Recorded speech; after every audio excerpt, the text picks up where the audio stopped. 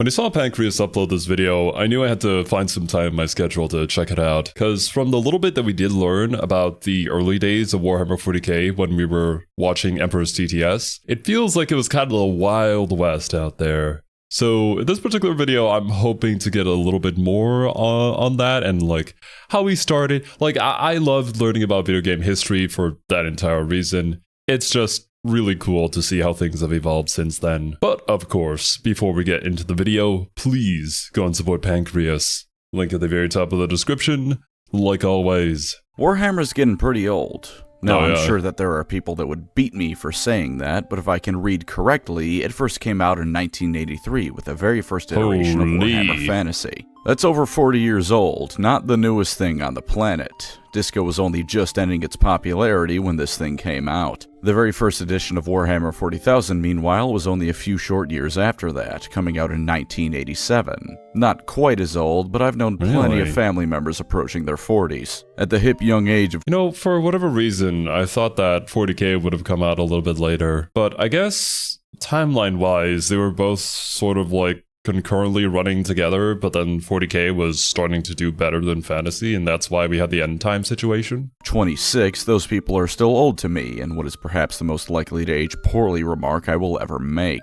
As you might expect of something that came out in the 80s, the original 40k was a bit different to what we have today. It wasn't all grimdark and edgy, though it was a bit grimdark and edgy certainly.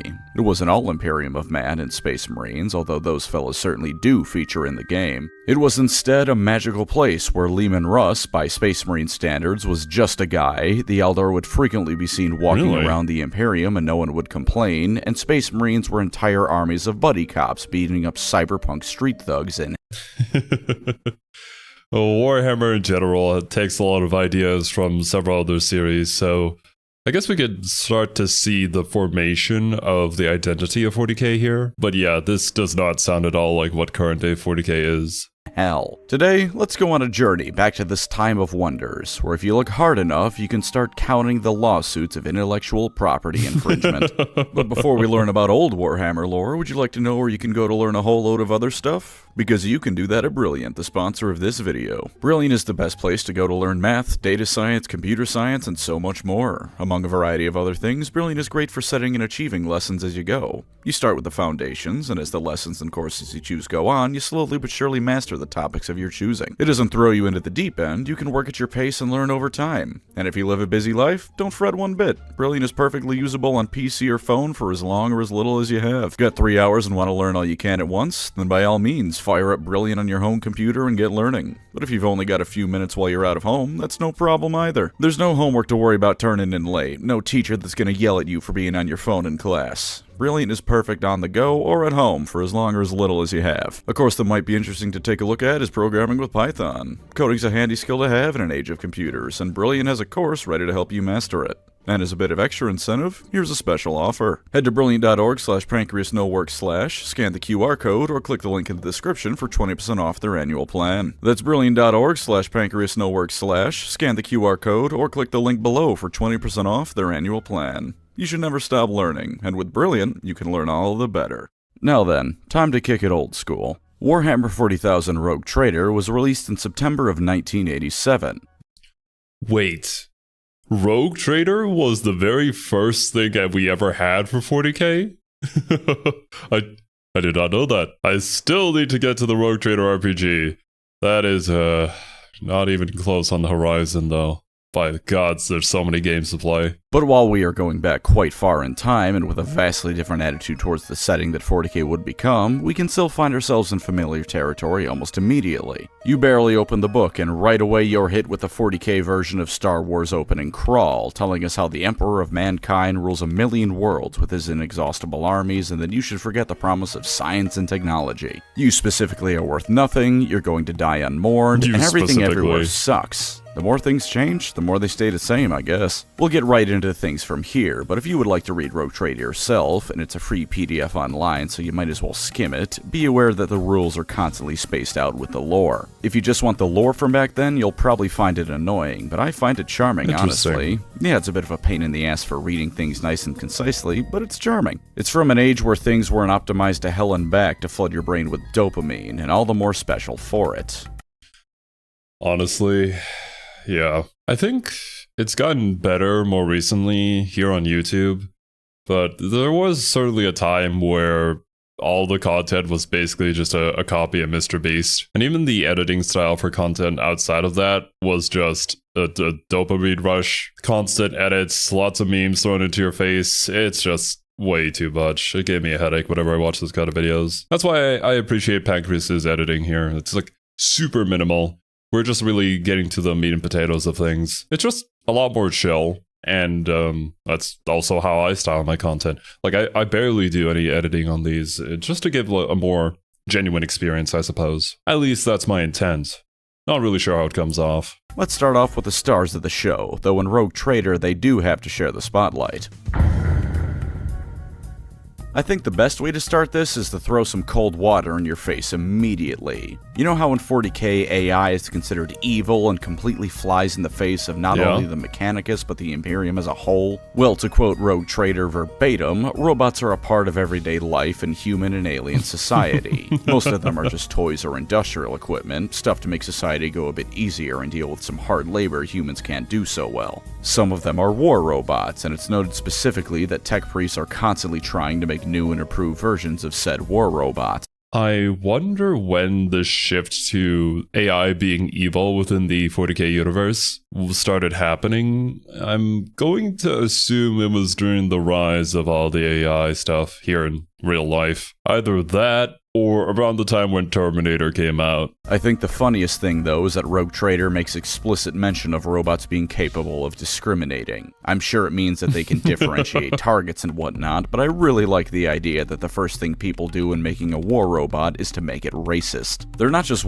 Well, the thing is, right, when you're designing something, you sort of create it in your own image, so I think regardless of how we do it, it's going to imitate us at some point. So honestly, fair, but it still sounds really silly. One-off things either. Later on in the book are multiple different rules to field things such as hovering robots or wheeled robots. There's vastly different amounts of profiles and weapons to carry. They all have unique ways of tracking damage, firing, and even moving. Robots aren't just a funny little thing that was quietly brushed away, only being mentioned with things like the Men of Iron the Dark Angels supposedly have stored in a garage somewhere. At the very start of 40k, robots were a common thing to find all across the galaxy. My favorite is the Bombot. You ever see that joke about someone attaching a claymore to a Roomba? It's that. It's just that. The poor things even look...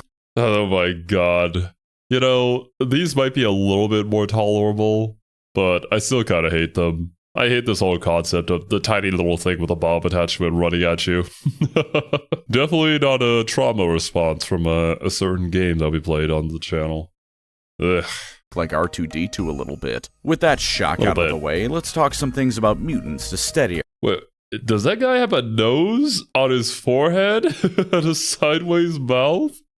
Ooh boy. Ourselves a little bit. Mutants in Rogue Trader in many ways have a similar situation to how they're treated in 40k, just a little bit less so. In the Age of Strife, emergent psychers on less tolerant worlds, for example, were purged entirely, and this is how mutants are treated in Rogue Trader. On feral and feudal worlds, they're killed at birth, with few exceptions to this rule. On more advanced planets, their treatment does range widely, but overall they can safely be assumed to be a second-class citizens group, even more so than Imperial citizens are already given a shit hand in life. Sometimes they can be treated well, but most often they don't get access to a large amount of society. Mutant groups will frequently revolt, and many of these revolts are successful in the short term, occasionally even getting entire systems under their control, but sooner or later the Imperium puts them down once again. Mention is made that sometimes a mutation isn't obvious, however, and when this happens, a mutant can rise to high prominence. If it's found out, people tend to ignore the open secret if the person is powerful enough. It's still rather horrific in their treatment of mutants, but goes along with the theme of comparing Rogue Trader to nowadays, and that the Imperium tends to be a little bit more tolerant. Also, mutants and abhumans in Rogue Trader are even more biologically nonsensical. 2 humans having a kid has about a 5% chance of resulting in a mutant. 2 mutants having a kid has a 10% chance of making a completely baseline human being. Indeed, yes, this is how biology works. For another fun fact, mutants in this era are mutants in the same way the X-Men are mutants. There's a list of mutations that you can roll for a character having, and amongst the standard 3 eyes and tentacles affair, there's a mutation that lets you jump across time. You know, simple mutant stuff like that you discuss before going to fight Magneto. Another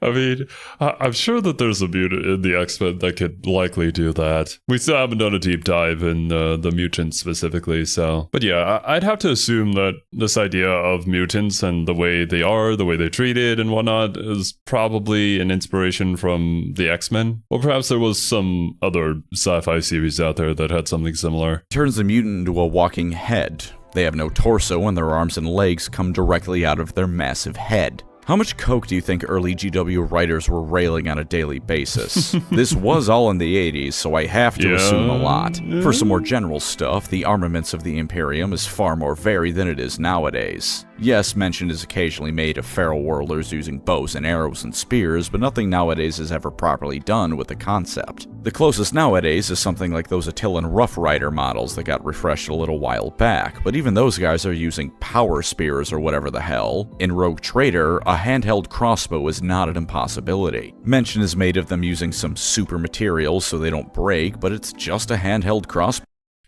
It's pretty cool how varied the weapons are, though. We have a musket along with a melt-a-gun. I feel like one is definitely a lot more effective than the other, but regardless, having all this mixture in the same setting is pretty cool. Not sure how that would work out lore-wise. Perhaps you could divide it up as, like, this particular planet has these resources, or maybe this terrain and whatnot, and these sort of weapons end up being the go-to and the most stock standard that you can find abundantly, so that's why people are using it. Although I don't think that here in the early stages of 40k we really have that all thought out just yet. Well, actually, reading some of the descriptions here, musket, a primitive weapon still used on some feral and backward planets, of which Birmingham is the most well-known. Birmingham, aka the Black Planet, receives almost no visible light, and as a result, no one wants to go there. Its inhabitants have become linguistically and culturally isolated. Isn't Birmingham a real place? I don't know, I've never actually been to anywhere in Europe before. And before I get comments saying, stereotypical American behavior, I'm Asian. I know a lot about Southeast Asia, if you want to ask about that. It still baffles me, though, that there's like a very small minority, mind you, but there still is a couple of people in the comments who can't fathom the fact that, I don't really know anything about their culture. The world is pretty big. I know about mine. I don't really know about yours, and I'm not afraid to admit that. But otherwise, hell, muskets are a usable option on the battlefield. And it's just a musket. It's specifically mentioned as being used on primitive worlds who have heavily regressed in technology. A special mention of one of these primitive worlds is made as well, the world of Birmingham. Birmingham in 40k is a world shrouded in perpetual darkness and whose inhabitants have become culturally and linguistically primitive, and as a result, no one ever wants to go there. It's really funny that I ended up reading the one paragraph that Pancreas was about to bring up. I could have read literally anything else. Not being a resident of the UK, I can't speak on how true this is, but I can say that's really funny. Very interestingly, however, is the divide of technology across different races, which is to say, it doesn't really exist. Shuriken weapons, for instance, are an Eldar exclusive toy in current 40k. It's them who makes them, and while the occasional Inquisitor, Rogue Trader, or Deathwatch member might get access to some Eldar tech, as a whole, no one but the Eldar is using those things. Back in the day of Rogue Trader, though, this was just another weapon. Anyone could use it, and mention is even made that they use the same technology that things like hover vehicles use. Yeah, the Eldar use them, but so could anyone else as needed. Well, there was still the whole mix of all the different races within the same environment, right? Because Pancreas did mention earlier that you could see Eldar roaming around the cities of the Imperium of Man. However, nowadays, that would not be possible. So I guess the lore changed there, thus the cross between the technology couldn't really happen.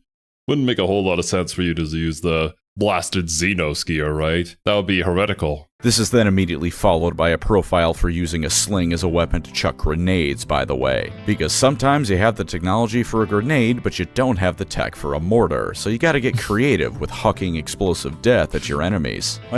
Hey, you know, if it works, don't fix it. Also, what am I looking at? What is that?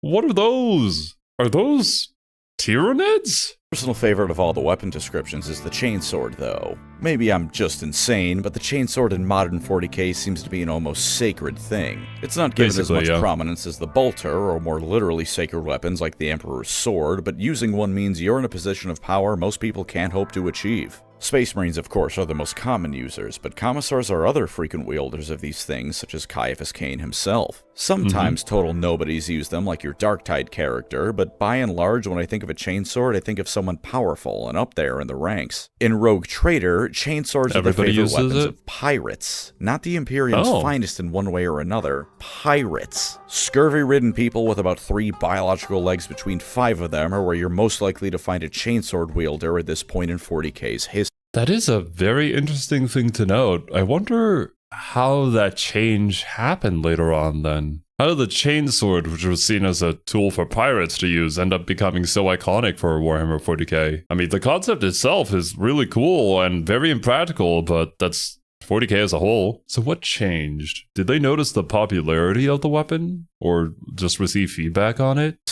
And before I move on from weapons, because there are probably better things to be talking about, I must direct you to look at the screen right now if you're using this video as background noise. You will notice that you're looking at a Colt M1911 pistol. The back-to-back World War champ made it all the way to the 41st millennium. Because cultures may come and go, but it'll take more than the Emperor of Mankind and all the threats of the future to destroy the American military-industrial complex. I don't want to tell you what to do, but according to Rogue Trader, investing in Colt is evidently the best thing you can possibly do with your money. A question for you real quick though, if you don't mind. Have you ever looked at a 40k model and thought, wow, that's really stupid? We all have at some point or another, don't lie. Well, introducing to you the first edition era Land Raider. Notice the 2 massive tracks that seem to be about the size of a house each. Take heed of the actual main body of the tank appearing to only be large enough to be piloted by children, in spite of the fact the book says it can fit 10 people in it. And again, with technology not really being unique to people in this era, mention is made of aliens being able to make Land Raiders. But that's child play in terms of how vehicles contrast with modern 40k. Dreadnoughts. Those cool...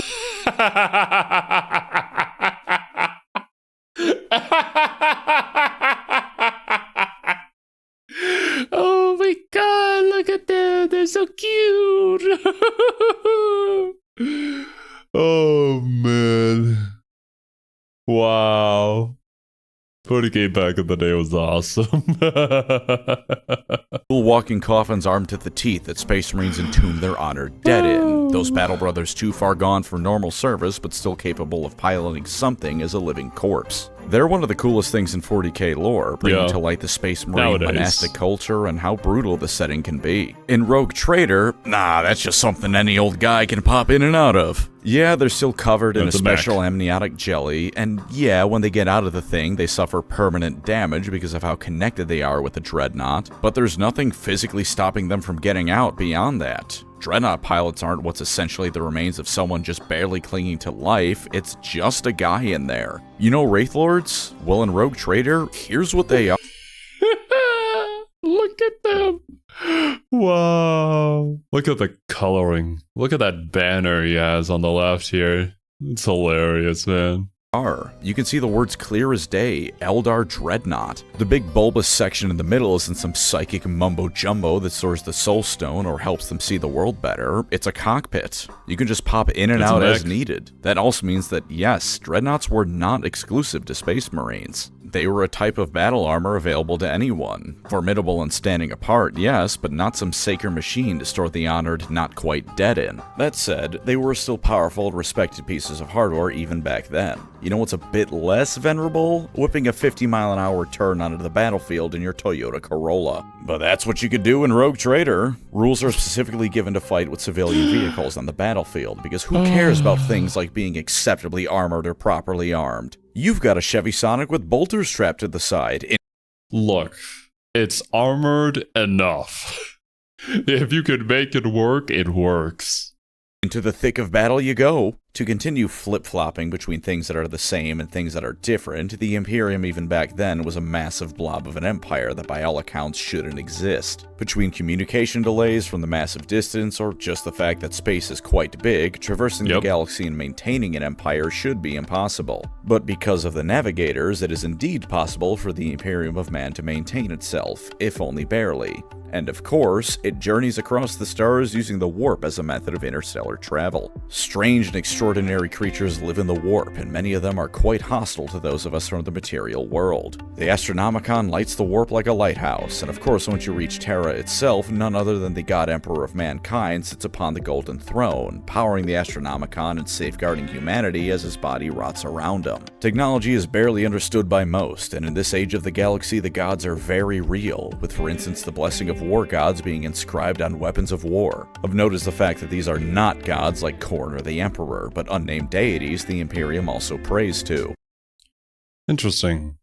So, we haven't come up with the concept of the Chaos Gods quite yet, just a general idea of gods. So then, what exactly are we fighting in this image? We have Space Marines here on the left, and then we have Chaos Space Marines on the right? But if they're, like, just general gods, then who do they serve? Naturally, Rogue Trader also makes explicit mention of the fact that none of the other beings in the galaxy can match a fraction of mankind's might. Glad that attitude was there from the start, I guess. But this is not the same Emperor of Mankind. The same bones are here, but everything on top is different. In Rogue Trader, the Emperor seems to have just kinda decided to ascend to the Golden Throne. He just sorta did it. There's also zero mention of the imperial truth of the Great Crusade era, or a Great Crusade for that matter. Nothing about the state-mandated atheism exists here. Him being worshipped as a god because he's the greatest psyker is still here, but him being upset about that fact, or indeed even arguing he isn't a god, is absent. In Rogue Trader, he built the Golden Throne, ascended to it, and then accepted that everyone calls him a god, even if he disagrees. Back to similarities now, the various bodies of the Imperium are still the same. The Custodes guard Big E's immobile form, Oh my god. Wow.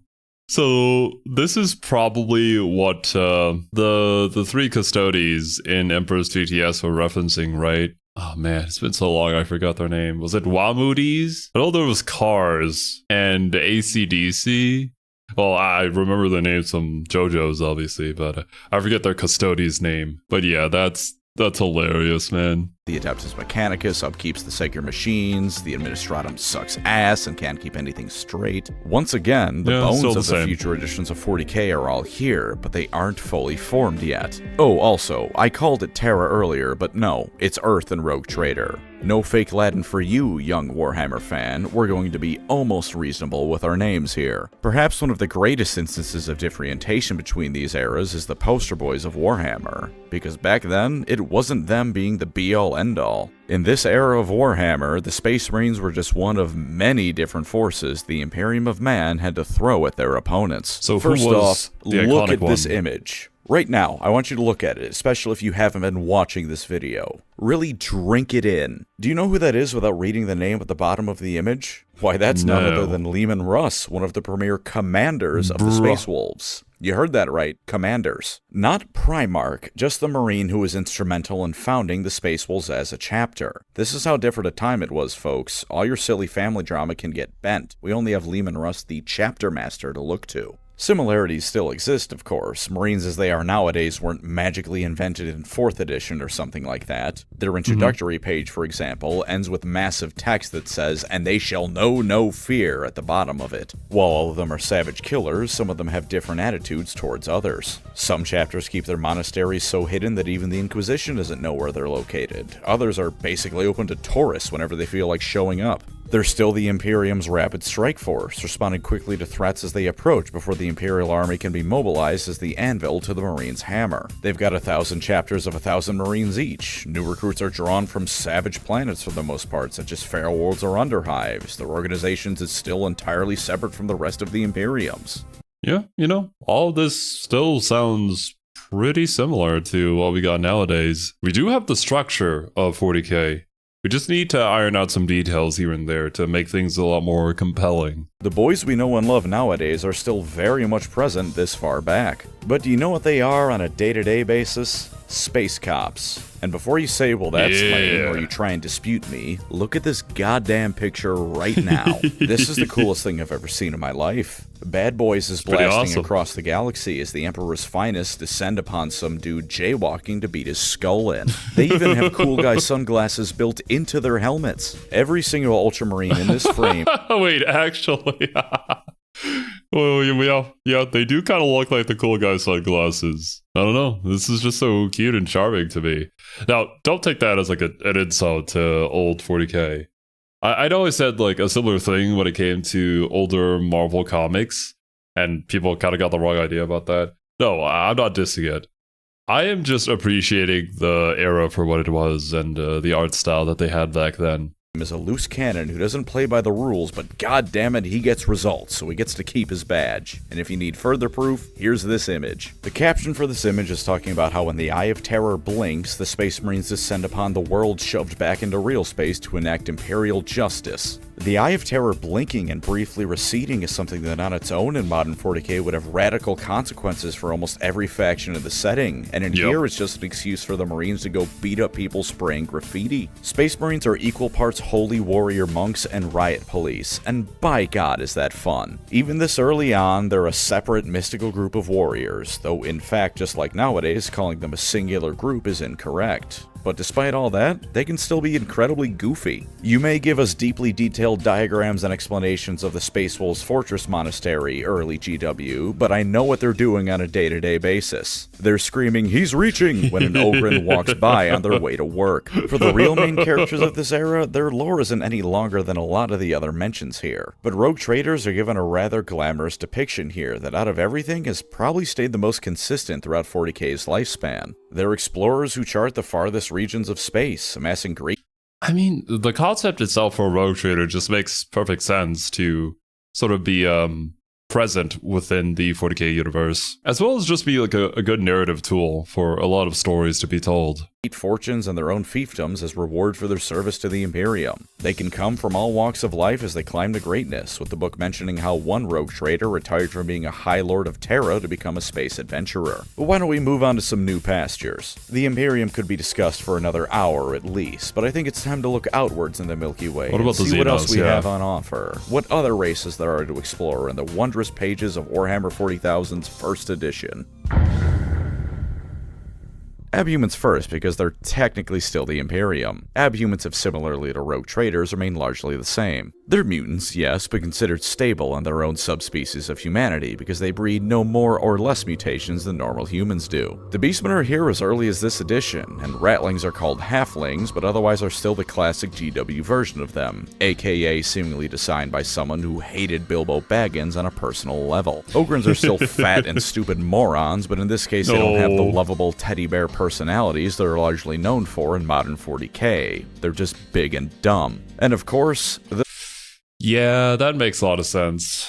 When you look back at older video games and you have that sort of archetype of character, that's usually the extent of their character. But I'm glad they were expanded upon at least a little bit more in modern 40k to have some personality that people can really latch onto. The Squats. The Squats were born here and not long after would die until recently. Rip. But in this edition, they're the only Abhumans who can regularly climb to positions of power, including the Inquisition of all places. They're short, tough, and in this era they were American biker gang members for reasons we can only guess at. Further lore would develop them into having highly advanced planets in the core worlds the Imperium at large had to play nice with, and then they were out of universe declared to have been eaten entirely by the Tyranids. But it wouldn't be a video I made about 40k if I didn't mention my own favorites, and oh man, of course, you gotta talk about your space elves. But I guess, like, a lot of the factions and abhumans and things that we introduce here are more or less like copies from what we had with the base of Warhammer Fantasy, sort of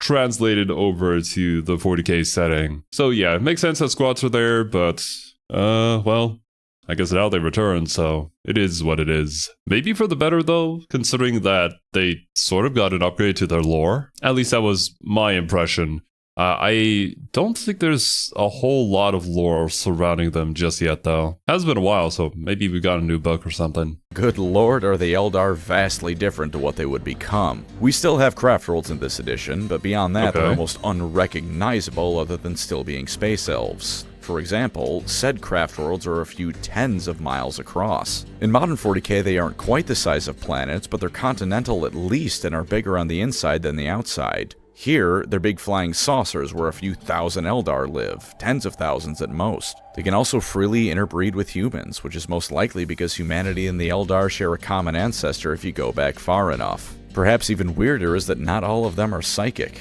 They instead have a 75% chance to display psychic powers. Sure, as a species they're sensitive to psychic stuff, but there's a quarter chance that an Eldar isn't a space wizard and rogue trader. It stands in stark contrast to modern 40k, where they're all psychers, even if for some it's a very minor thing, and becoming something like a Farseer is just a matter of training in the occupation. Obviously it's more spiritual and intense than that, but becoming a Farseer is just taking on the path of the seer and getting a bit too lost in that career. In this edition of 40k, Eldrad would have a quarter chance of not being Eldrad. You know what else is neat? No Slaanesh influence on their souls, at all. Yeah? Craft worlds are even described as Well, Slaanesh was a much later introduction into the lore from what I recall, so yeah, none of that would even be present here at all. Does that mean the Space Elves would just be at basically full strength? Like as close to as full strength as they could be. utopian and idyllic with nothing threatening them. They don't even have armies. The craft worlds have guns on them and whatnot for defense, but there's no standing military force. All of this is kind of still a thing in 40k with aspect warriors, but in Rogue Trader, they ain't got shit for dick of an army.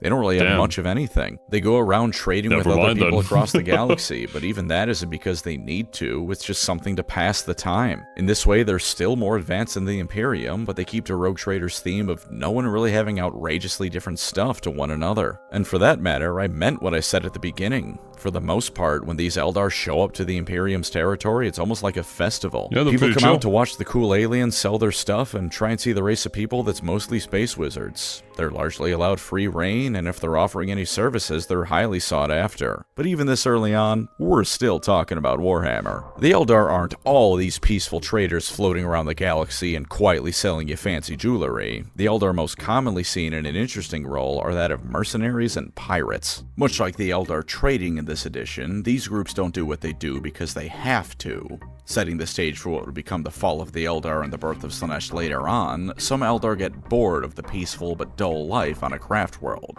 I was gonna say, I don't think we really have the Dark Eldar just yet, considering that we don't even have the Chaos Gods here, but we probably have the makings of them. There's gotta be good and bad people, regardless of who you are.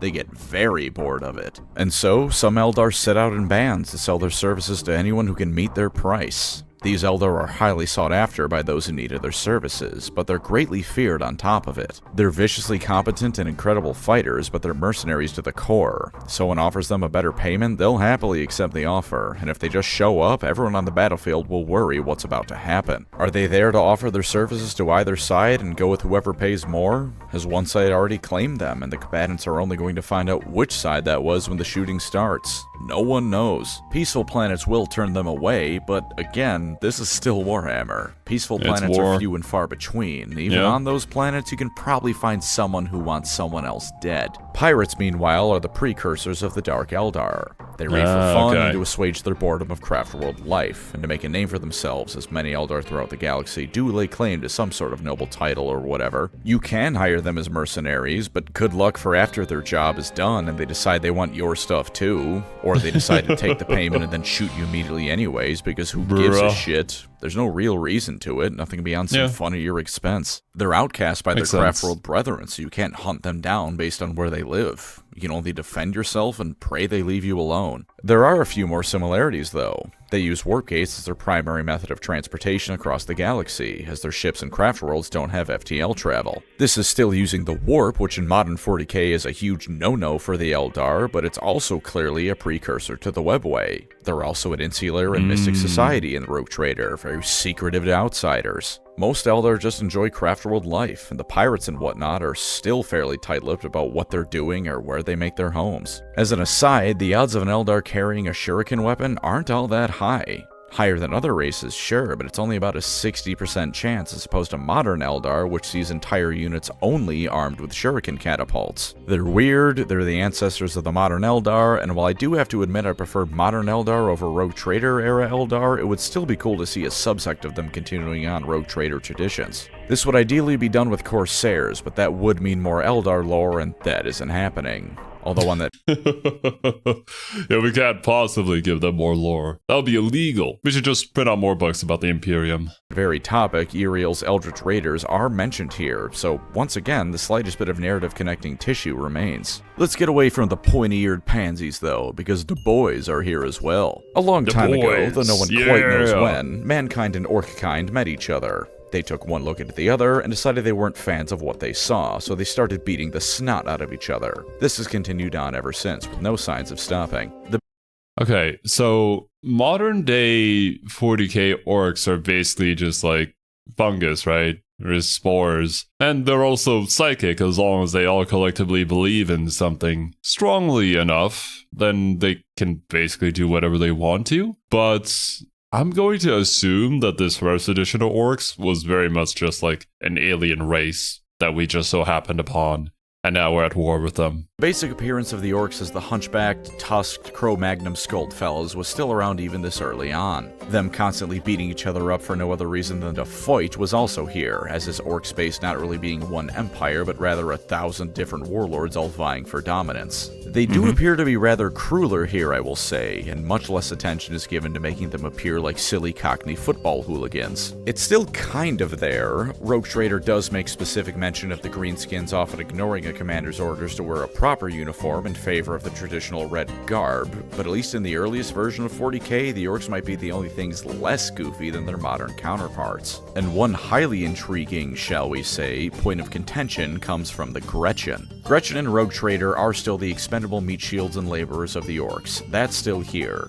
but there is at least mention of the fact that there are the occasional Gretchen worlds and the even rarer Gretchen Empire. And even more interestingly, mention is made of how due to sharing a common ancestor, similarly to humans and the Eldar, Gretchen and orcs can interbreed. Which combined with the fact that I didn't see any mention of mushroom people means that we're so far back in Warhammer's history that orcs still have lady orcs. And even that isn't the most drastic things with lore changes, because the Slann are around in this edition and still relevant. They're a degenerated remnant of what they once were.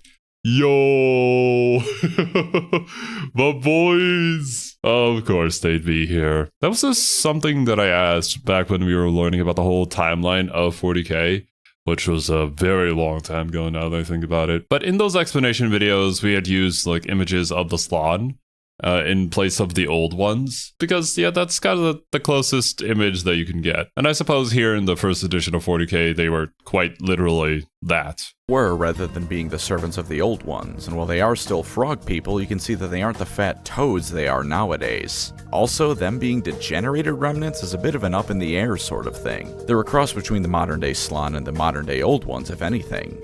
They used to go around tampering with genetic engineering of countless races across the galaxy, and while it's not explicitly stated, the Jokera's existence could indicate they created the common ancestor of human and Eldar. They're unmatched psychically by even the Eldar, as the old ones were and the Slann are compared to their contemporaries. But them degenerating is explicitly stated as not being some sort of fall from grace or result of massive war or anything like that. In fact, even saying they degenerated from what they once were isn't quite right. Rogue Trader mentions how they seem to have just had a shift in priorities and stopped worrying about being the peerless creators of life and the holders of a matchless empire.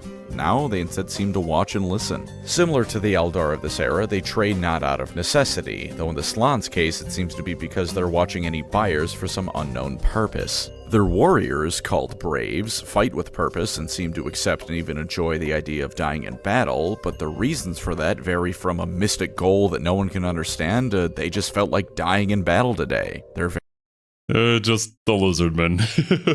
Just the lizardmen from fantasy pointed over, basically. We don't really have anything like this, though, in modern 40k.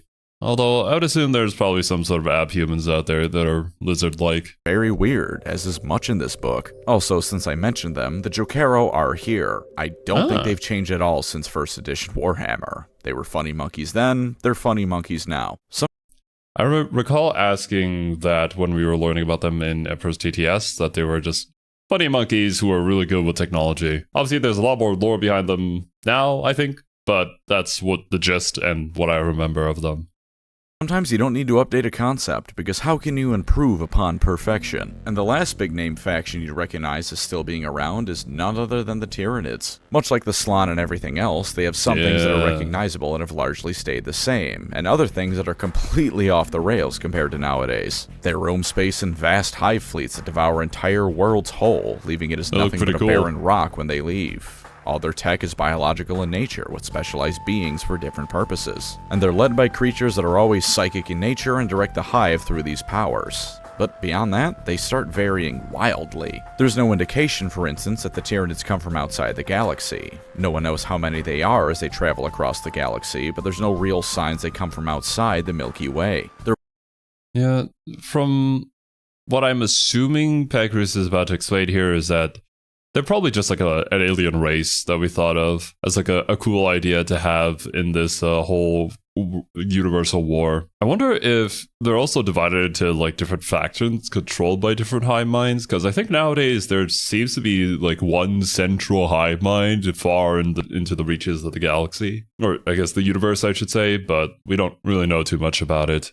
Outside of a few psychers who live to tell the tale of when they actually linked up with it and tried to understand it. Biological tech is in part made by forcing other species into becoming said tech, rather than something that just evolved to make. Hive tyrants still exist, but rather than being leaders on the ground of the Tyranids, they're hermaphroditic beings that give birth to all the Tyranids in a hive fleet and can't move, relaying commands to underling hive lords instead. They're said to potentially have millions of craft in each hive fleet, which, holy shit, no wonder Rogue Trader calls them the most dangerous enemy in the galaxy. To paraphrase the book, a war with the Tyranids is a war only the Tyranids can win. And yeah, I think I can see why the Tyranids are coming out on top of that one. They've also got bioengineered slave races that are distinct from the actual Tyranids, such as the Zotes. They're not part of the hive, but they're kept in line with the secretion that dulls their sense of These guys look kind of familiar. Are they in Warhammer Fantasy? Don't they also have a similar name too? independence. Sometimes the Zotes form their own empires, and they can become any culture and identity you can think of as they develop. And even more rarely, sometimes individual Tyranids will break away from the hive and revolt. The Tyranids in this era are still ravenous, still hungry for all life, still a massive threat, but the specifics are so off that they end up looking vastly different. It's like a remake of a movie where basically the only thing that stays the same is the character names. Pop quiz for those of you who are paying attention. What crucial thing in Warhammer as you think of it was missing from Rogue Trader, Warhammer 40k's very beginning? I'll give you a hint, it's the reason for all problems in Warhammer ever, because GW doesn't know how to make interesting origins anymore. That's right, chaos. Chaos is not mentioned a single time in all of Rogue Trader. To be sure, the warp has some dangerous stuff in it. Enslavers debuted here alongside plenty of others, and there's mention made of the echoing laughter of thirsting gods and demons. But the Chaos Gods and chaos in general? Nah mate, that comes from the book Realm of Chaos, Slaves to Darkness. It was published during Rogue Trader's time as the edition of 40k everyone played, but it wasn't there from the beginning. Those thirsting gods weren't chaotic. So it did take too long for chaos to get introduced as a concept, but the initial idea didn't have them, which is interesting.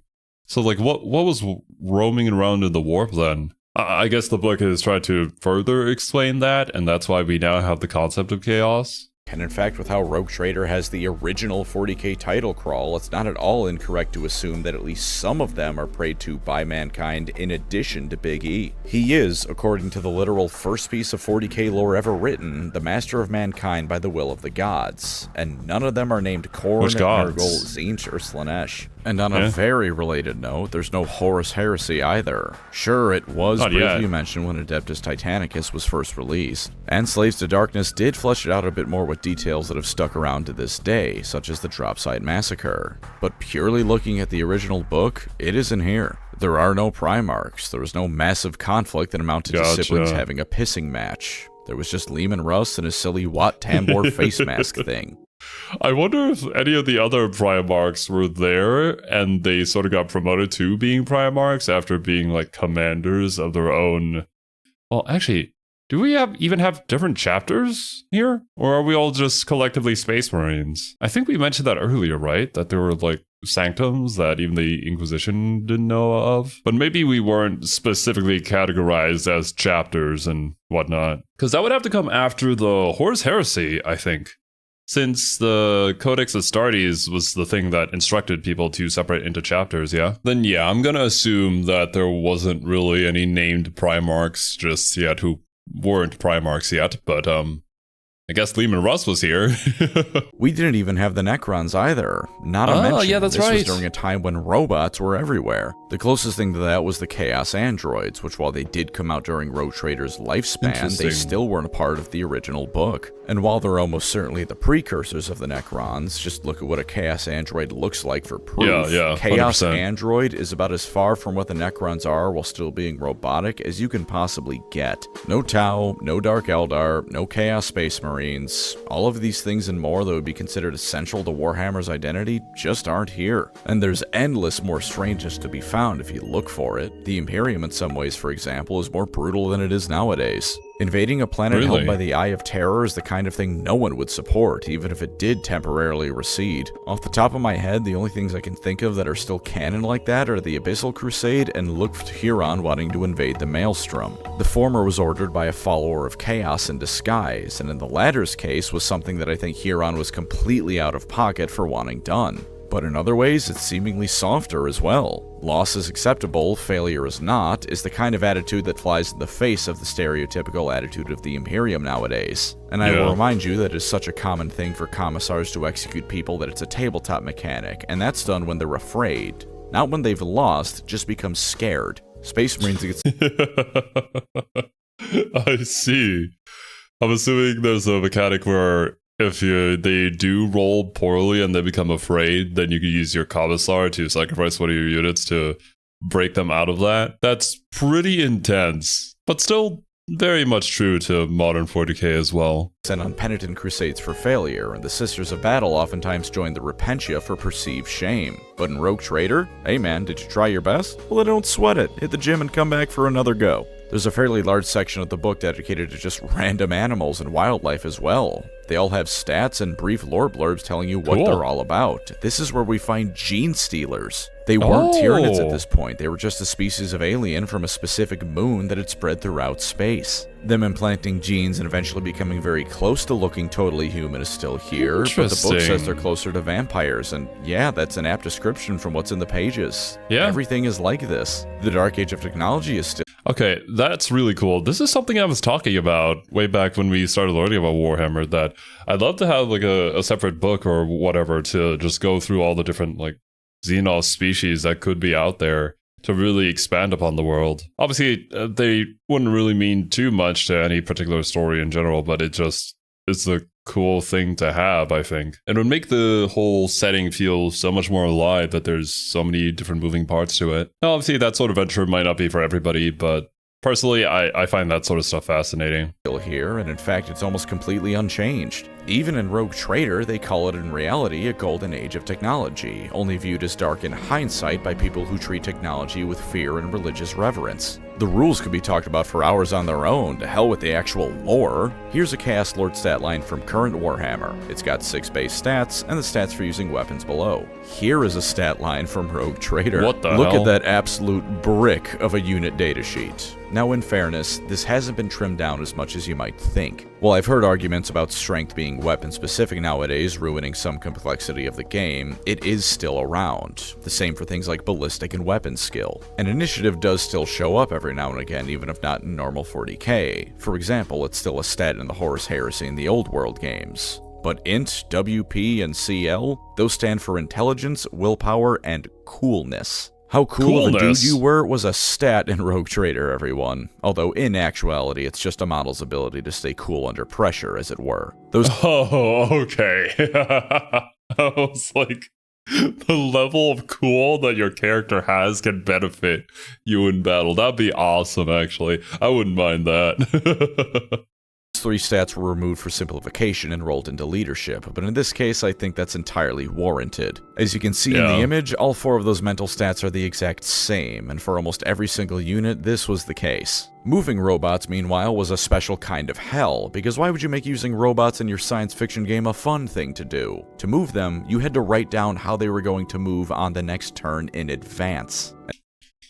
Oh my god, you had to pre-program your robot's movements. That sounds like an absolute nightmare. You would have to know where your opponent's going to move, and that's not reliable at all. It's cool though, having a similar mechanic to something like this in other stuff that I've seen. Like, I'm thinking of fighting games where there are certain characters where if you like read your opponent super well, then you can store a particular move or spell or whatever that your character has based on its mechanics in order to counter that move. But it's very different when you're talking about like a tabletop game, or I guess turn-based in general. Like, imagine having a robot unit or the Sparks from XCOM 2.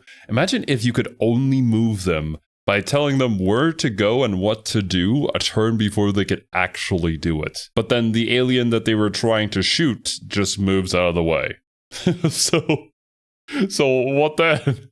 The Sparks would be completely useless to build. And this scaled inversely with intelligence. The dumber the robot, the more turns you had to write down in advance. Oh my dumbest robots god. requiring you to write down how you wanted to move them 3 entire turns in advance. What the hell? You had to hell? take into account rotating them with this as well, like going You have to know turn the to 3 future. o'clock relative to the way they're currently facing. You couldn't just move them as you wrote them down and then turn them around however you wanted. As much as I think robots would be cool to come back more nowadays, and I think it's great the Leagues of Otan now have them, I'm content that that rule is gone. It sounds miserable for everyone but the kind of person to spend most of a Hearts of Iron game min-maxing plane designs. I can't blame GW for moving away from this as a design philosophy, alongside various other clunky mechanics such as hiding your units by not putting them on the board until they're discovered and or do something. Learning Warhammer isn't as hard as many think, but it is a task that requires some effort. All of this stuff adds layers and layers of complexity to the game that I do think go beyond depth and into the realm of tedium. It is still amazing to learn about though, and for the fun of it, I would love to try at least one game with these rules.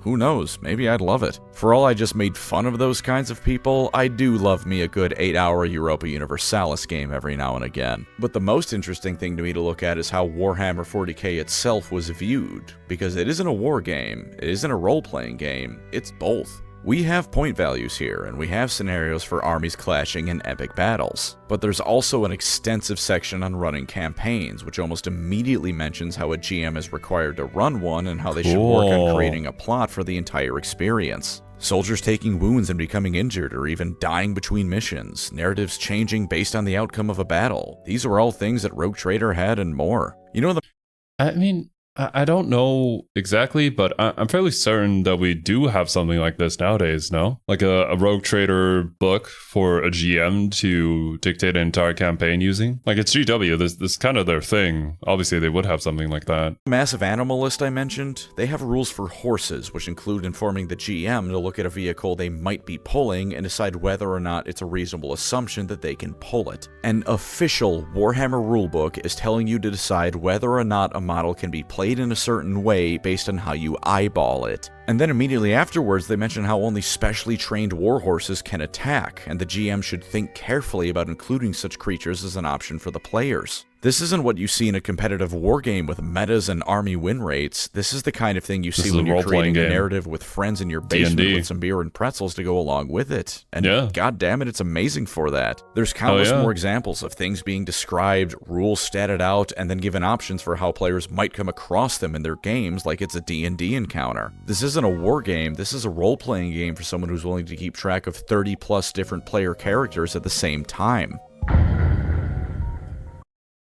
That would be insane. I've never DM'd a campaign before. Serby is currently DMing our D&D campaign, and with how chaotic we are, sure, it's a lot. I can't imagine myself in that sort of position, especially not with 30 other characters. So, if you'll forgive me a bit of slightly pretentious rambling, what value does Rogue Trader have nowadays? Well, for one, it's simply fascinating as a historical piece. It's cool, yeah. Looking at Rogue Trader and looking at modern 40k is like looking at movies from the 1910s and movies nowadays. Yeah, Exactly. Like, looking back on history, you can appreciate the past for what it was, see the flaws that it had and how we've improved along the way, and maybe take some inspiration from the past too, of all these cool things that we maybe don't have anymore that maybe we should bring back. You're watching a film, but they're so much different that it's practically a different medium. It's also an endless source of homebrew lore for your armies as well. Sure, the attitudes of factions nowadays are completely different, but the 41st millennium is a big place. There's room for weirdness to be had. If you want your homebrew Space Marine chapter to be warrior monks who beat the snot out of heretical curfew breakers that walk side by side with men of iron, go for it. It may be the oldest possible lore you can find, but there is official Warhammer 40,000 lore that supports that. Beyond that though, it's incredible to see what Warhammer can be. To be clear, the following isn't me saying GW can feel free to break canon however they like because consistency is for nerds. The Dawn of War novels declaring the Eldar prefer to hijack human tanks because they're tougher is something that makes me retch when I think about it. Bruh. That said, everything in here is Warhammer 40k. Arguably, it's the truest form of Warhammer 40k you can find. This was what 40k was when they made Rogue Trader. This was the product, a janky game in a lot of ways based on the not much more developed at the time Warhammer fantasy battles if it was set in space. So much isn't here, and so much was removed later on. The Emperor himself quietly accepts his divinity, and the Muna Storm accepts that it's other gods who wish for this to be. For that matter, no one even knows how the Emperor came about ascending to the Golden Throne except for maybe him. There's no records or memories beyond the fact that it involved a lot of war and ushered in the new age of the Imperium, where technology is scary, people that are different are usually scary but sometimes not, and you might encounter a dinosaur in the middle of a battle because the GM thought it would be funny. But this is still Warhammer 40k, just as much as all the editions following it are. If you ever find yourself wanting to see what the setting was early on, give this book a read.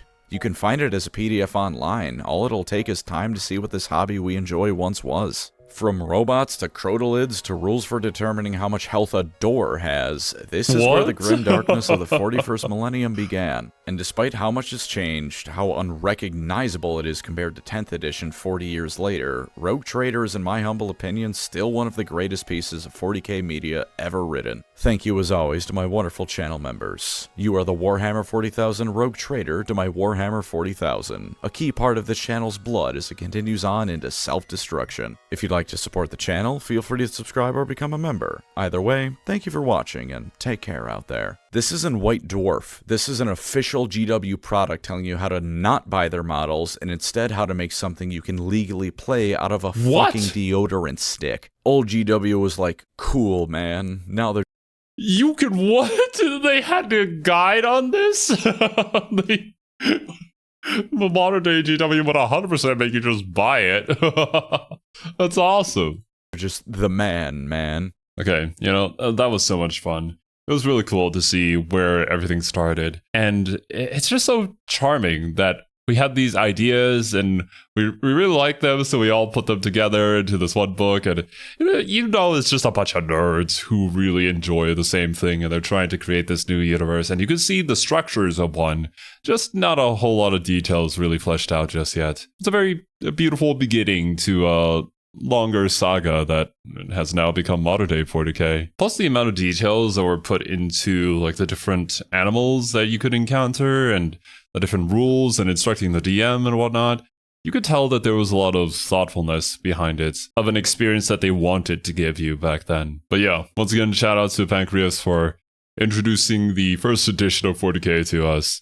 And if you guys haven't already, for whatever reason, go and support my dude. Link at the top of the description. But that's gonna do it for today's video. Thank you guys so much for joining me. Hope you guys enjoyed your time here. Hope you have a wonderful rest of your day. And I'll catch you in the next one.